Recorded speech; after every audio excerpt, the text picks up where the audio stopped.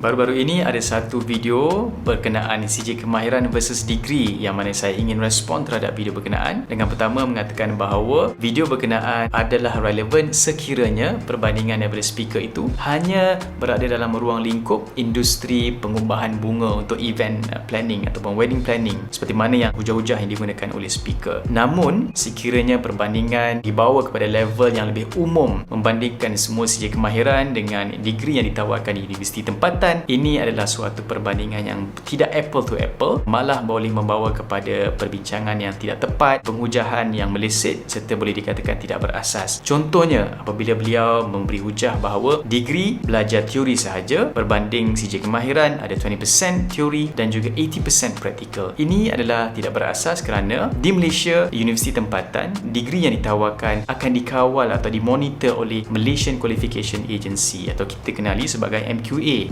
Degree rata-rata akan ada komponen praktikal sekecil-kecil praktikal di dalam lab ataupun site visit atau field visit sehinggalah kepada latihan industri. Untuk student daripada medical sciences, mereka ada clinical placement yang mana mereka berjumpa dengan patients dan semuanya berbeza berbanding satu silibus dengan yang lain dengan hanya berbeza pada silibus jam kreditnya. Tetapi semua ini menunjukkan bahawa elemen praktikal tu ada di dalam degree. Malah salah satu gesaan daripada Kementerian Pendidikan Tinggi ialah mereka inginkan konsep 2U to I. 2 tahun di universiti, 2 tahun di industri. Ini adalah untuk menambah baik kepada sistem degree itu sendiri. Saya juga nak ambil peluang untuk bawa pada perbincangan ini bukan hanya seputar kepada degree ini untuk memberi atau memenuhi keperluan industri. Walhal degree yang mana ditawarkan oleh universiti adalah tempat pembentukan jiwa, pembentukan diri seseorang itu. Daripada seorang jahil kepada seorang ilmuwan atau scholars. Dengan ini kita boleh lihat dalam degree ada juga komponen-komponen silibus minor yang diajar. Contohnya ada elemen leadership, critical thinking, ketamadunan, tentang ethics, tentang filosofi, ada parenting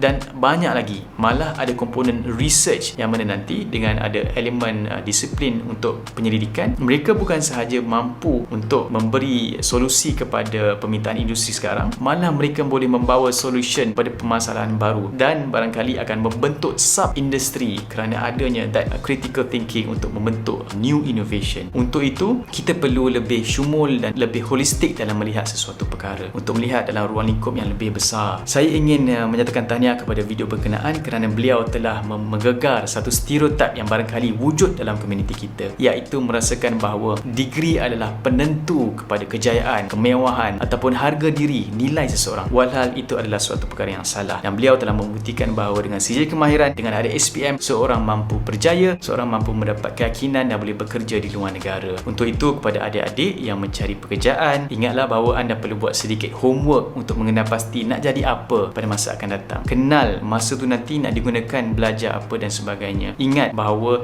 kita perlu tahu kita nak buat apa masa akan datang dan juga belajar daripada mereka yang telah melalui fasa-fasa kehidupan. Kepada anda yang telah ada degree tapi barangkali masih belum mendapat pekerjaan, ingatlah berkat insya-Allah pembelajaran yang anda telah lalui, barangkali hari ini tak berupaya dapat kerja, ia bukanlah suatu kegagalan yang mutlak. Namun kemungkinan ia adalah kejayaan yang tertangguh.